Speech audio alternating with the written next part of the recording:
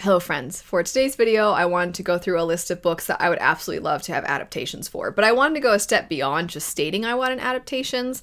I want to also get into the specifics of what kind of an adaptation would I want. If it were a movie or a show, would I want it animated or would I want it live action? Would I want it to be a video game, and if so, what kind of video game would it be? What would the gameplay be like? And also sometimes even if I want it animated, do I want it to be in a certain art style? Before I jump into my list, I would love to know not just something that you want adapted, but if you have multiple things, I want to know what's the one that is perhaps the most mainstream and obvious thing that you like, that you are thinking, how is there not an adaptation of this already? And then what's one that's maybe hyper specific and then a little more niche? The first book I'm going to mention is actually part of a series, is sort of a strange combination of both of those two categories that I just mentioned. So I will need to elaborate in a number of ways. So I'm going to be talking about a plot line within Wind and Truth. This is the 5th book in the Stormlight Archive. It's also the conclusion of an arc as well as the middle of a series. It's not my favorite in the series by any means, but there is a certain plot line that I think would make for an incredible video game. I do want to elaborate, though, on the component of this that I feel is already well discussed within fantasy circles, which is that for a long time, people have wanted the Cosmere adapted or various different stories within the Cosmere adapted. There's a lot of conversations surrounding that. I myself have participated in these conversations or even been the one to have them solo. I have actually stated recently over on my main channel that I might have the unpopular opinion that if it's not animated, if we were to get a TV show adaptation of this, because movies would not give us enough time for this series, but I'm all for an adaptation in TV show form for the series if it's animated. That said, ever since reading Wind and Truth, there's a character, I'm going to try to be somewhat vague so as to not spoil things if you're in the middle of Stormlight or if you've never picked it up, but there's a character who in the 5th book is essentially on this mission where they have to visit these various different temples, basically. And they also have to engage in some kind of fight within these. And sometimes they have to outmaneuver and outsmart and try and overcome certain obstacles that are in their way. Intellectual obstacles, we'll say. And then other times it's just a display of skill. Sometimes they also have to utilize certain kinds of magic. And I could not help but think the entire time that this feels reminiscent of a Souls game. And I know I'm really into Elden Ring and I probably bring it up too often, but something that Elden Ring does, and I'm hit or miss with how I feel about this. I lean toward it's not my favorite, but also I love the game, so I'll give it a pass, which is this very minimalistic storytelling.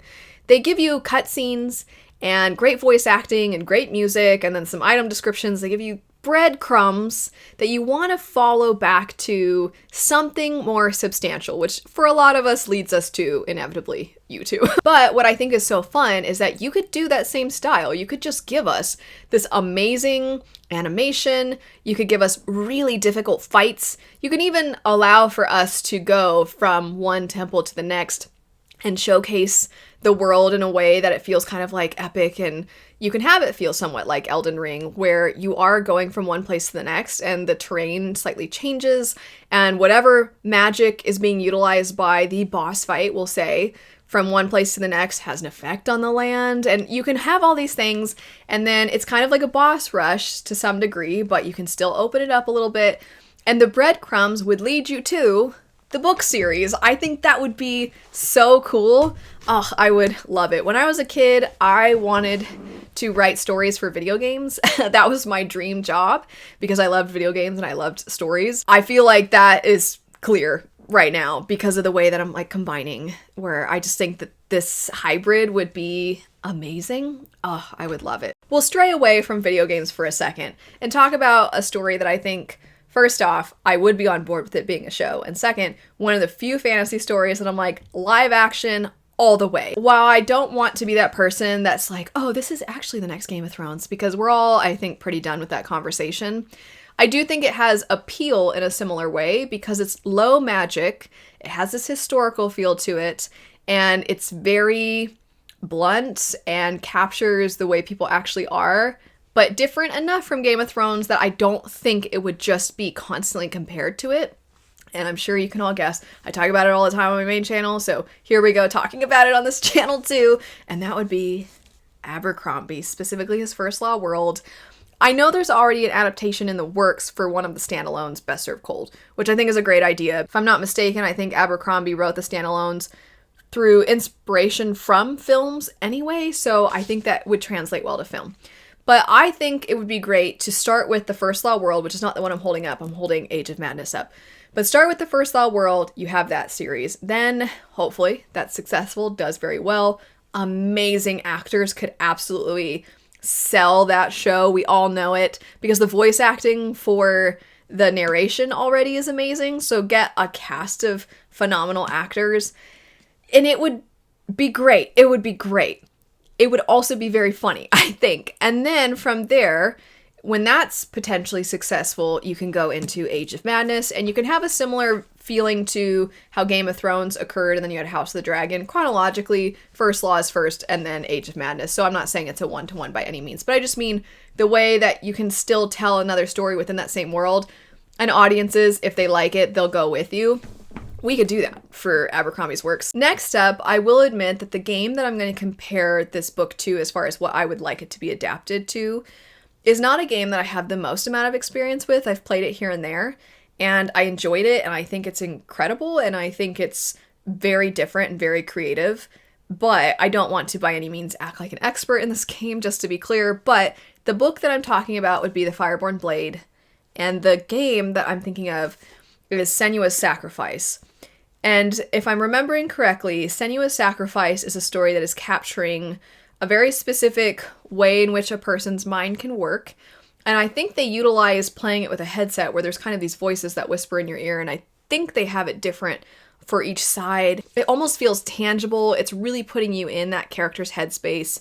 They absolutely experience things that are not necessarily rooted in reality. So as you're playing, there is this feeling of you're not entirely sure what's going on, what's real and what's not.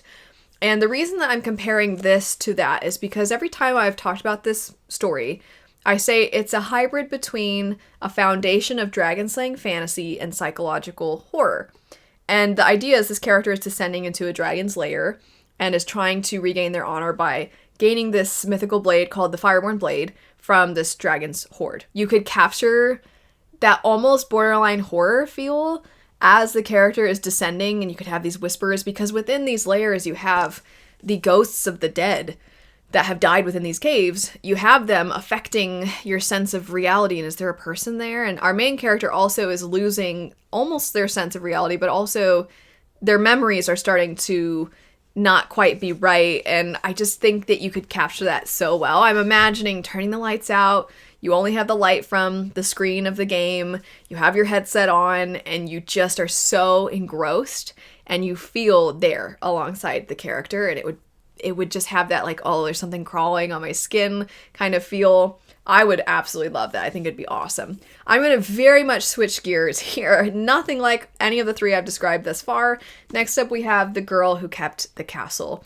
This I would love to be adapted into a movie. I would also love for it to be animated, and I think it would be really cute in a Ghibli style. I think that would be so much fun. The idea behind the story is there is this wizard. There are 4 wizards across the land that are all very important, and one of them is Wizard West. And he has died, but he can't accept that he's died, and he is lingering as a spirit. He's able to do this so long as he doesn't continuously use his magic. The more he uses his magic, the more he fades. And our main character is this young girl who's a groundskeeper on this castle, or in this castle, I should say, that Wizard West lives in. He's always been very kind of flippant and unaware of when he asks something of his servants, just how much of a task it is. They all kind of roll their eyes at him, and they're like, oh no, he's dead, what do we do? Because even though he's a little much, he also is important for the greater good. And our main character, she is kind of tasked with maintaining his crisis of death that he's experiencing and trying to keep the castle afloat. But his solution to his death is to try and find an apprentice, and his idea of how best to do this is to host this extravagant set of trials, and everybody who works at the castle is like, oh geez, here we go again, including our main character. So she has to kind of be the go-between, where she's trying to ensure nobody knows that Wizard West is dead, but she also has to make sure that his wishes are fulfilled, and then she's got to help all the guests, and she's got to make sure the trials run smoothly, which of course they don't, because he doesn't know what he's doing, and the poor staff's just doing everything they can. I know it sounds so quirky and out there. If it's not clear, this is a middle grade story. It was so fun. It was so cute. I loved the creativity of this, and I really liked the fact that it all kind of was self-contained. As a result of that, I think it could work really well in movie form, because I'm very picky about movies. There's such a short amount of time to tell a story, and I feel like Ghibli knows how to do it, and their animation's very cute. I could also see, though, just maybe because I'm swayed by the cover, I could also see this done in a, what is the Jack Skellington, what is that style called? But the kind of harsh angles sort of way of animating things. I'm so sorry that I don't have the specifics for that, but I think that could be a lot of fun. Another one that I would want to be adapted, and I would want it to be animated, but I would want it to be a show, and I would love if Fortiche did the animation, which would be the Daevabad Trilogy. This would be incredible. One, because it's an incredible story, I think, but the way that the setting is described, I could just absolutely see this being brought to life with amazing artists and animators. It would be absolutely stunning. It starts out in a historical place where the setting is Cairo, Egypt, but then our character goes to the land of the Jinn and City of Brass. That's kind of why it's called that Daevabad Trilogy. She goes to this place, and while there is this allure and there's magic and there's so much to the city and all of the little ways in which everybody is vying for power, there's different sections with history as to why this group hates this group and this group never trusts this group and they don't think this group should have power. While there's all these intricacies, at the very least, there's a rich setting that I just would love to see come to life in this way. I also want these characters, I just want them to come to life in some fashion on the screen, because I think it would be so wonderful to see amazing either voice actors or just actors. If it was live action, I would take it, as long as it's a show, and I think we have enough time to dive into everything. But I would just love for some amazing acting to bring these characters to life. And additionally, I was just talking about how there's so much to the world and the lore. I really think a show could expand on all those things. There's also just enough magic that I think it would certainly scratch the itch of when you want something that just feels larger than life. It feels like fantasy. It feels, in a sense, almost majestic and whimsical, but dark at the same time. This just happens to have this amazing blend of all of those things. I would love it. I would love an adaptation of City Brass. Oh, that would be so good. I would love it. Next up, we have The God in the Gumiho. I had a weird reaction as soon as I held this up, just because this book is so ridiculous. But I really think that when I was reading this, I was like, this is so over the top and ridiculous. And then I started to imagine it as an anime, and I'm like, this is an anime. I don't by any means want to be one of those individuals who acts as though certain mediums are better than others. Like, I think when you talk about things being adapted, there's almost this idea of it should be adapted because it would be better on the screen, because visual mediums are inherently better than written ones, and then bookworms are often like, no, the books are better. And I am of the mindset that stories can be told in a variety of different mediums, and all mediums have value, and they all can do different things exceptionally. I would by no means say one is better than the other. The one I think has the potential to tell my favorite kinds of stories are video games, but that's not the discussion today. I'm saying all of that, though, because I jokingly kind of want to say that this story found its wrong form. It's meant to be an anime, I feel like, and I don't actually truly mean that entirely, because I do like it in book form. But the setup for the story is you have a relatively modern setting, and one of the characters is somebody who's basically like a fallen god who hates his life because he just wants to get his godhood back. He's lived for so many years, but he acts super childishly, which is acknowledged by the characters because they're like, how old are you? Because you act ridiculous. And I really liked that self-awareness in it.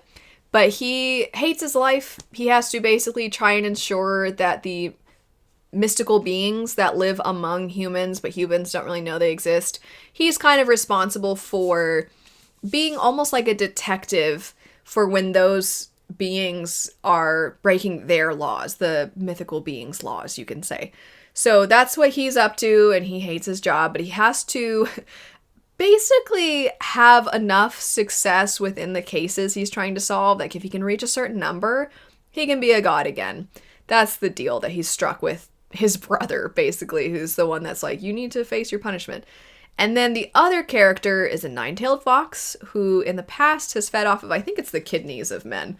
And she, way back in the day, killed way too many men. She always tried to kill the bad ones, you know, like the serial killers and stuff like that. But she fed so successfully that there were rules put in place on Gumiho. So now she's kind of just kept to herself. She doesn't really want anybody to know. She's feasted enough in the past. She doesn't really have to do that these days. So she just works in a coffee shop now. And that's how these two characters cross paths. But then there is a being that is wreaking havoc on the world. And these two characters find themselves having to go after the other whatever it is that's wreaking havoc.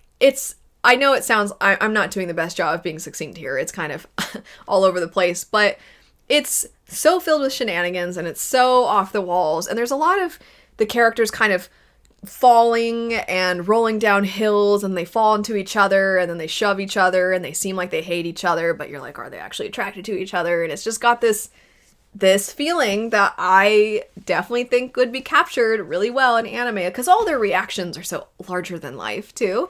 Anyway, not that all anime is like that, I just want to be clear, but I do feel like there's a certain kind of humor within anime and manga that you don't get as often within books, and I feel like that book had it. And then last for today, I've already done an entire video dedicated to how I would like this adapted, which would be as a video game, and if it was a video game, how I would have it be. So if you're interested in hearing more details, I'll have that video linked. That would be Mistborn. I need this to, at the very least, have a setting that reminds us of Bloodborne, because of course that's basically Luthadel. And I've already described how I would want the magic system to work.